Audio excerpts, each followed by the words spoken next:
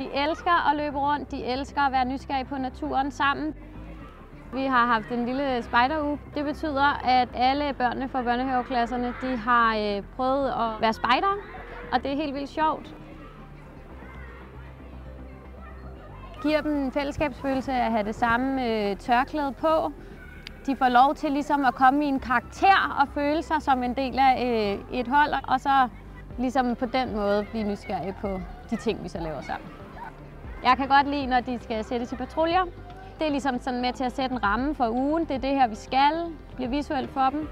Vores spejdergruppenavn, det er De Blå Hvaler. Vi er meget ude og mærke, hvad naturen egentlig kan.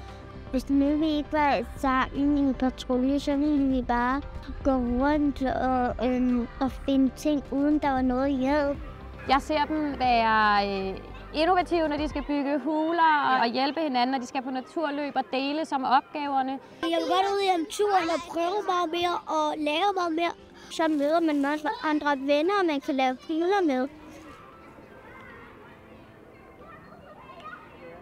Jeg ser dem også kaste sig ud i ting, som de måske ikke ville kaste sig ud i inde i klasserummet, men som de går til, fordi de kan komme ud og bevæge sig frit udenfor og få legen og bevægelsen med i den aktivitet, der nu er planlagt for dem.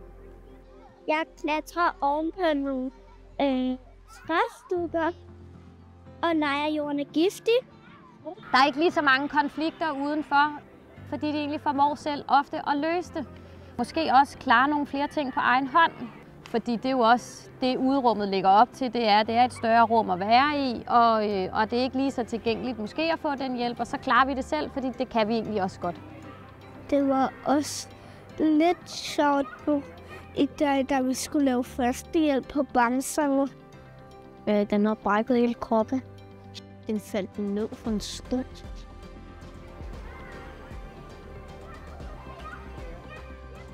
Og så i dag, så glæder jeg mig bare rigtig meget til, at vi skal være på bålet.